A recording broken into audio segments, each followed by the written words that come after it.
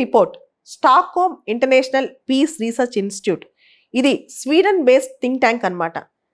ఈ think tank ఇచ్చే report ప్రతి ఇయర్ చాలా చాలా ఇంపార్టెంట్ కాంపిటేటివ్ ఎగ్జామ్స్లో, ఈవెన్ సివిల్ సర్వీసెస్ మెయిన్స్లో ఆన్సర్ రైటింగ్లో కూడా చాలా ఇంపార్టెంట్.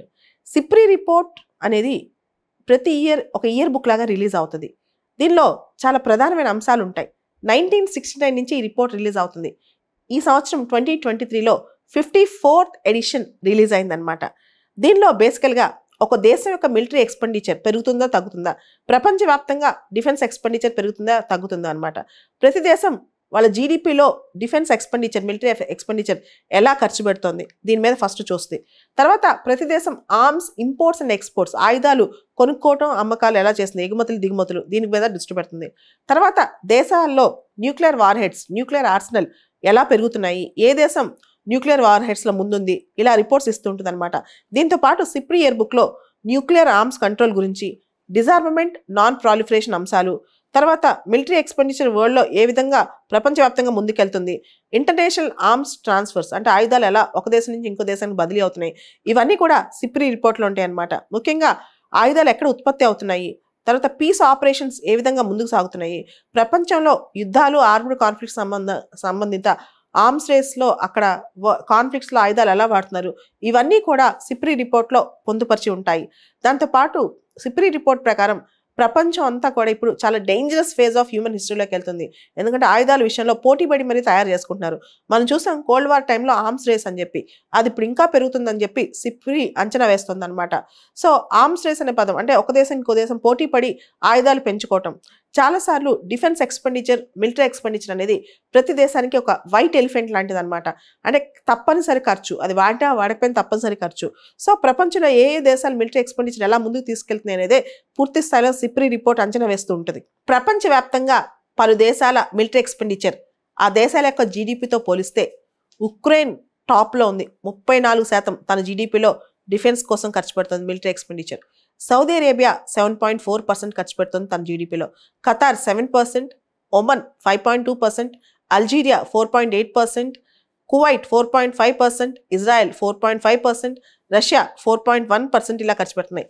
ఇండియా తన జీడిపిలో దాదాపు 2% ఖర్చు పెడుతుంది మిలిటరీ ఎక్స్పెండిచర్లో. మనకు తెలుసు మన బడ్జెట్ చంక్లో మనం చూస్తే కనుక డిఫెన్స్ బడ్జెట్ అనేది చాలా ఎక్కువ భారతదేశంలో. 3 లక్షల కోట్లు, 3.5 లక్షల కోట్లు, ఇట్లా లక్షల కోట్లు ఖర్చు పెడతాం డిఫెన్స్లో. ఇన్ఫ్యాక్ట్ మనం చూస్తే కనుక చాలా డిఫెన్స్ ఎక్స్పెండిచర్ మనం కొన్నిసార్లు ఈ డబ్బులన్నీ కూడా హెల్త్, ఎడ్యుకేషన్ మీద ఖర్చు పెడితే బాగుంటుంది కదా, డిఫెన్స్లో ఇంత ఎందుకు ఖర్చు పెట్టాలనుకుంటుంటాం. ఇన్ఫ్యాక్ట్ ఒక దేశానికి రక్షణ లేకపోతే మనం ఇంటర్నల్గా ఎంత బాగుపడినా, ఇంటర్నల్గా ఎంత అభివృద్ధి చెందినా ఆ దేశం ముఖ్యంగా చైనా, పాకిస్తాన్ లాంటి నైబర్స్ ఉన్నప్పుడు కష్టాలు పాలవుతుంది. అందుకని డిఫెన్స్ ఎక్స్పెండిచర్ని చాలా వరకు మనం సపోర్ట్ చేస్తూ వస్తుంటాం.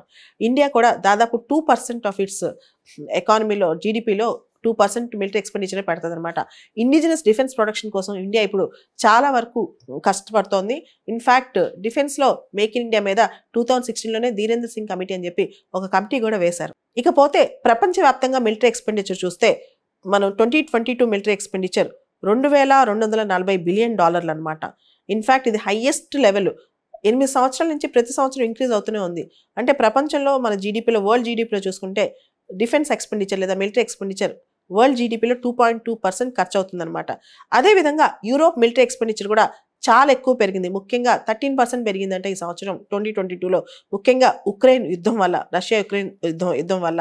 సో యుద్ధాలు ఎప్పుడైతే పెరుగుతుంటాయో, కాన్ఫ్లిక్ట్స్ ఎప్పుడైతే పెరుగుతుంటాయో అప్పుడు ఆటోమేటిక్గా డిఫెన్స్ ఎక్స్పెండిచర్ కూడా లీప్స్ అండ్ బౌండ్స్ పెరుగుతూ ఉంటుంది అనమాట. ఉదాహరణకి చైనా, ఇండియా పైన థ్రెట్ ఎక్కువ కలిగినప్పుడు మనం ఇంకా సోఫిస్టికేటెడ్ వెపన్స్ కోసం ట్రై చేస్తుంటాం, ఖర్చు ఎక్కువ చేస్తుంటాం. అదేవిధంగా పెద్ద పెద్ద డిఫెన్స్ డీల్స్ కుదిరినప్పుడు కూడా మనం ఎక్కువ ఖర్చుతో ఆ డీల్స్కి ఖర్చు పెడుతుంటాం. ఉదాహరణకి S-400 డీల్ అనుకోండి, ఇండియా చాలా కొన్ని $1 బిలియన్ ఖర్చు పెట్టి ఆ డీల్ని ముందుకు తీసుకెళ్తుంది అనమాట. సిప్రీ రిపోర్ట్ ప్రకారం ఏ ఏ దేశాలు ఆయుధాలు ఎక్కువ ఎక్స్పోర్ట్ చేస్తున్నాయి, ఏ ఏ దేశాలు ఇంపోర్ట్ చేసుకుంటున్నాయి, అంటే ఏ ఏ దేశాలు ఎక్కువ ఎగుమతి చేస్తున్నాయి, ఏ ఏ దేశాలు ఎక్కువ దిగుమతి చేసుకుంటున్నాయో. ఎక్కువగా ఆయుధాలు ఇతర దేశాలకు అమ్మే దేశం అంటే ఎక్స్పోర్ట్ చేసే దేశం అమెరికా. గ్లోబల్ ఎక్స్పోర్ట్స్లో America 40%, Russia 16%, France 11%, China 5.2%, Germany 4.2%.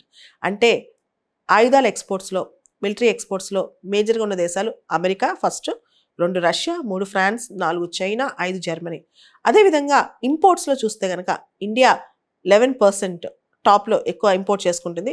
Saudi Arabia 9.6%, Qatar 6.4%, Australia 4.7%, China 4.6%. మనం కనుక ఎక్స్పోర్ట్ దేశాలు ఎన్నున్నాయో చూస్తే ఆయుధాలు ఎక్కువగా ఎక్స్పోర్ట్ చేసే దేశాలు ప్రపంచంలో 63 దేశాలు ఉన్నాయి. అదేవిధంగా ఆయుధాలు ఎక్కువ ఇంపోర్ట్ చేసుకునే దేశాలు 167 దేశాలు ఉన్నాయి. అంటే ఎక్స్పోర్ట్ చేసే దేశాలేమో ఎగుమతి చేసే దేశాలు 63 ఉంటే ఆయుధాలు దిగుమతి చేసే దేశాలు మాత్రం 167 దేశాలు ఉన్నాయి అన్నమాట. సిప్రీ రిపోర్ట్ ప్రకారం ప్రపంచంలో 9 దేశాలు అణ్వస్త్ర ప్రయోగం చేసి అణ్వాయుధాలను ప్రయోగం చేసే సామర్థ్యం గల దేశాలుగా చెప్పబడుతున్నాయి. America, Russia, UK, France, China, India, Pakistan, North Korea, Israel ఈ 9 దేశాలు అణ్వస్త్ర ప్రయోగం చేసి అణ్వాయుధాలను ప్రయోగం చేసే స్థాయిలో ఉన్నాయన్నమాట, సామర్థ్యం కలిగి ఉన్నాయి. అయితే మనకు తెలుసు P5 కంట్రీస్ యుఎన్ఎస్సిలో పర్మనెంట్ శాశ్వత సభ్య దేశాలు అనమాట. America, Russia, France, Britain, China. ఈ దేశాలు మనం చూస్తే అమెరికా 1945లో హిరోషిమా నాగసాకి మీద ప్రయోగం చేసి మన్హాటన్ ప్రాజెక్టులో న్యూక్లియర్ బాంబ్స్ తయారు చేసే మనకు తెలుసు. అమెరికా 1945లో న్యూక్లియర్ దేశంగా బయటికి ఉద్ఘాటించుకుంది.